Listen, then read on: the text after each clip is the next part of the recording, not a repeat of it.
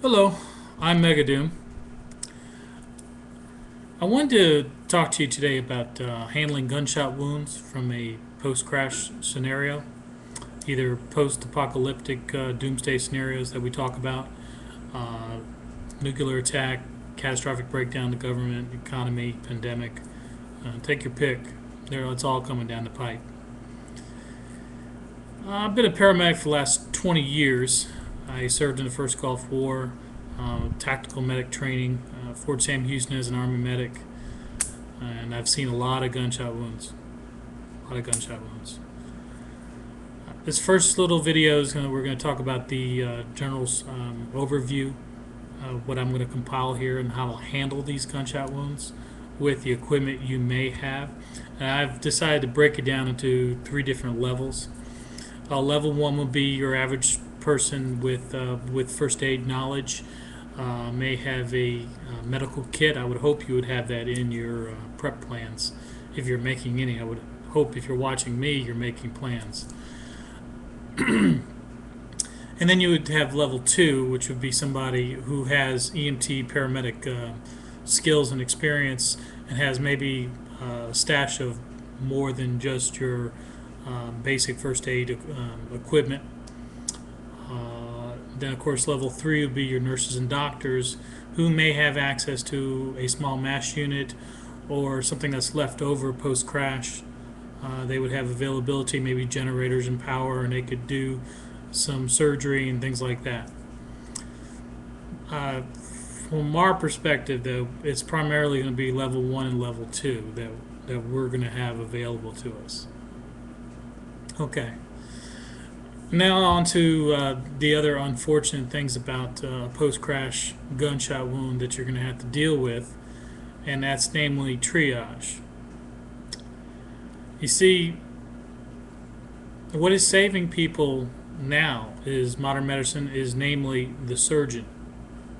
There's a saying in pre-hospital management and care for paramedics, we know that if we don't get a person to a surgeon and into surgery to correct the trauma that a bullet has done, within the golden hour, the morbidity rate or his mortality just skyrockets like a J shape on a statistical curve.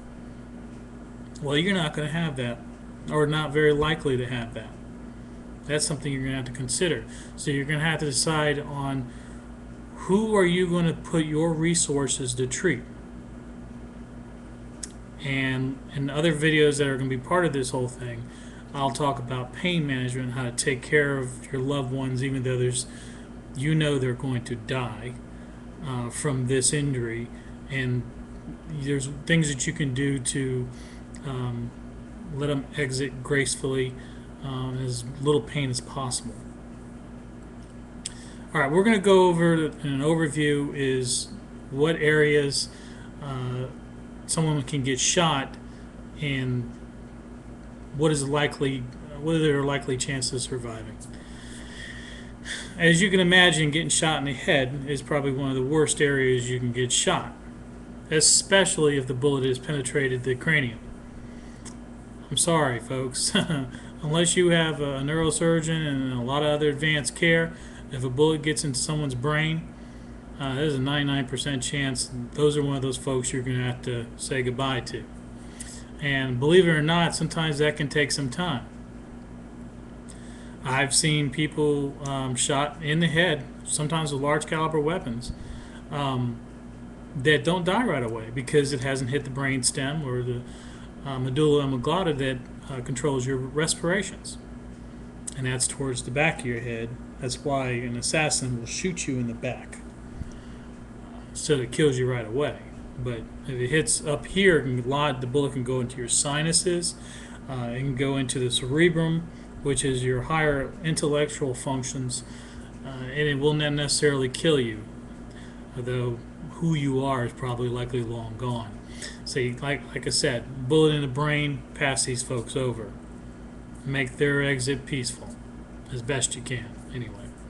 Also, in the head, you can get hit around the eye orbits, in the eyes themselves, maxillofacial area region. These are also, remember, these are sinuses here and here, open spaces that bullet can lodge in. Of course, you can hit the mandible, your teeth, and the airway and structures.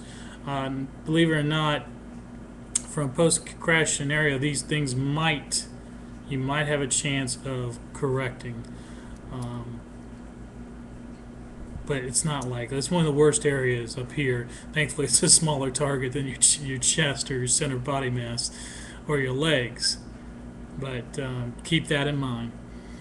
We'll go into more detail when we actually do practical care. I'll show you in some other videos where we're actually going to practice doing these things on mannequins and other people moulaged up. The neck, you don't want to get hit there because you got vital airway structure, the trachea and the cricanal, and the carotids and jugulars. Any of these structures get hit, and of course your spinal cord and your neck. These structures get hit. Without a surgeon, you're screwed. They're going to die. They're going to bleed out, or the airway is going to be impeded somehow. And even if it's not, you're not going to be able to correct their airway without surgery. But I have seen people shot in the neck that didn't hit any carotid, didn't hit any jugular, didn't hit the trachea, and it just hit more of the muscle, fascia, and skin, fat, and they lived. And I could see that living as long as you can keep the infection under control. You get shot anywhere, you're going to have to worry about infection. We'll talk about that later too. I just want to go over the general areas and overview of this. Of course, then we move on down to the chest. Bullets lodging and penetrating into the thorax, going into the lungs or the heart. You need a surgeon. You're not going to be able to correct that. Sure, you can do correct maybe tension pneumo with pressure dressings and occlusive dressings, chest tubes and things like that. But it's only going to get worse without a surgeon. So maybe if you have a MASH option or something like that you can get a person to, I'll go over some of the things you can do to maybe keep them alive until you reach these places. If a bullet goes into the gut,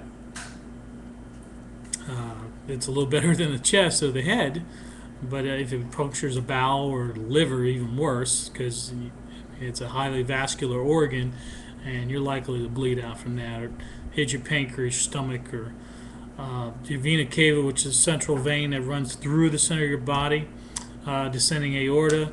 Any of these large vessels get struck, you're going to bleed out without a surgeon fairly quickly. I can't imagine a post-crash scenario where that's going to be able to be fixed. Like I said, high morbidity. Now we move on down to the extremities. These are gunshot wounds, Hollywood style. Up here at your shoulder or your arms and your legs.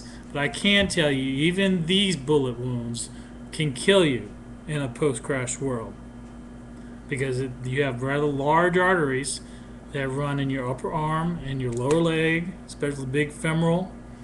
These suckers get hit and it's all over without a surgeon. Alright, well, that's a general overview.